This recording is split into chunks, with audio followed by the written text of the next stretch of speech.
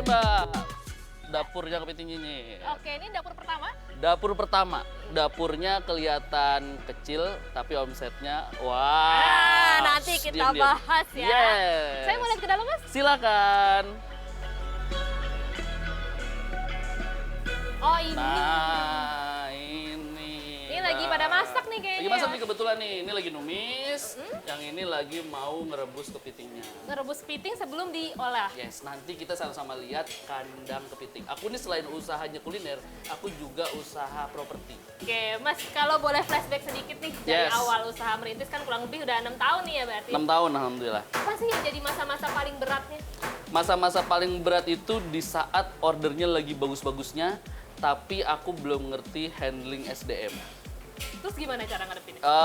Pertama jelas banyak komplain karena nggak siap tuh dapat orderan satu hari dua digit dan depannya nggak satu lagi. Oke, ya, itu heboh banget tuh, banyak komplain. Apalagi kalau kita bicara makanan ya, dan ini kita masih pakai SDM, masih tangan manusia, itu memang handlingnya itu harus penting. Apalagi seafood. Seafood itu kalau bahan bakunya bener, tapi handlingnya salah, itu masalah. Nah, alhasil aur-auran tuh masa-masa itu tuh. Tapi nggak lama. Akhirnya aku tambah karyawan dan aku pun juga nggak bisa ninggalin dapur. Jadi banyak banget sih orang yang bilang bahwa Lang, bisnis kan harusnya autopilot. Ownernya jalan-jalan, bisnisnya jalan gitu. Aku kebetulan beda mazhab. Beda mindset ya? Iya, karena kalau kuliner itu kalau nggak ditungguin, kalau ownernya sering ngilang gitu kan, percaya sama aku, itu tidak akan ada masalah. Tapi terlihatnya aja nggak ada masalah. Padahal ada Karena banyak yang numpetin.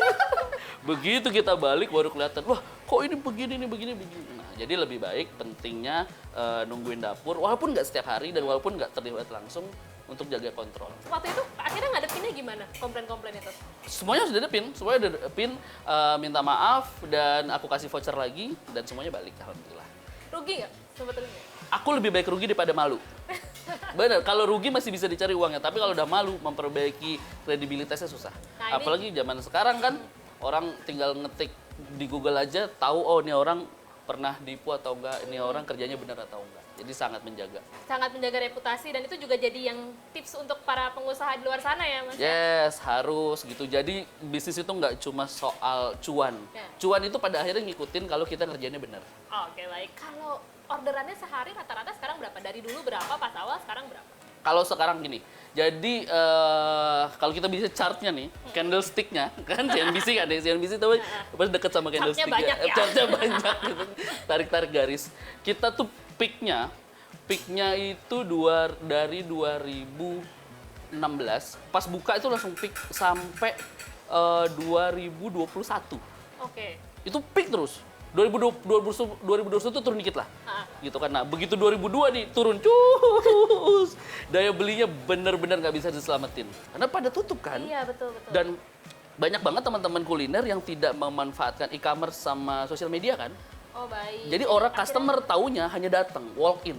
Ketika datang tutup ya udah nggak ada. Selesai. Atau misalkan mau makan tapi nggak bisa keluar, kan masalah. Iya, betul. Nah, akhirnya aku tuh yang menggantikan. Nah, begitu 2022, orang udah habis spending untuk food delivery terus tuh selama 1 tahun. Ingat nggak mie ayam di frozenin? Kan ada di Iya, masa-masa betul, itu kan. betul. Semuanya frozen dan makan dari rumah segala macam. Begitu 2022, kerjaan mereka belum balik. Yang biasa beli kepiting nyinyir belum punya income lagi yang cukup. Akhirnya menurun tuh salesnya.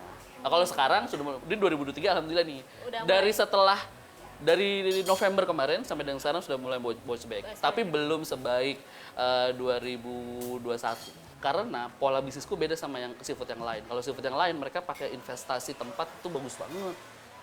Ya kan, tempatnya bagus, maka sewanya juga Luxury mahal, gitu ya. segala macam. Nah, aku kan tempatnya hanya rumah.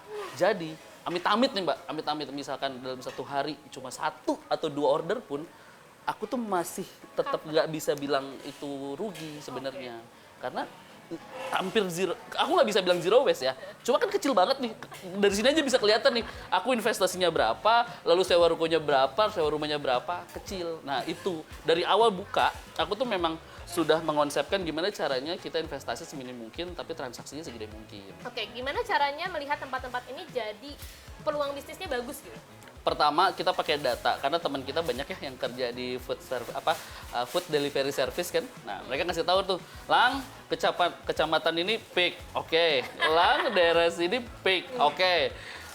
Lang kalau mau seafood daerah sini. Oke. Justru aku tuh masuk ke area yang udah ada seafoodnya. Mas, kalau cerita perkembangan nggak sah kayaknya kalau nggak ngomongin omset. Boleh. Dulu paling kecil berapa, terus peak-peaknya gimana? Berapa tuh? Paling kecilnya 1 digit.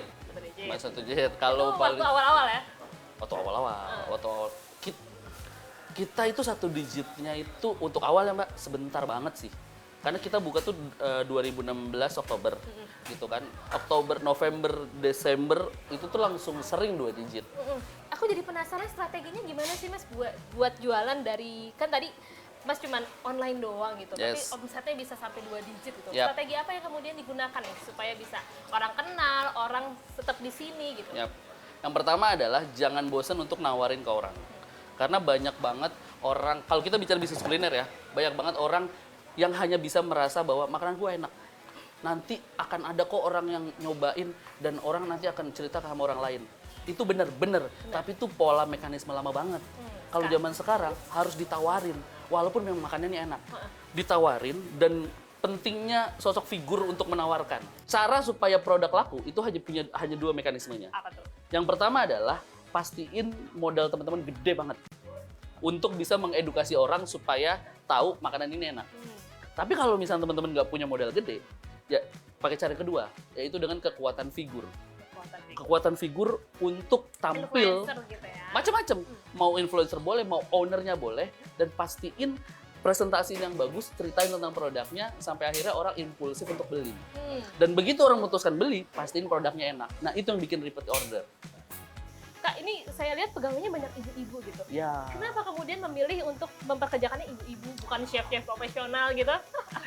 Gini Mbak, kepiting nyinyir itu diawali dari masakan rumahan, ya kan?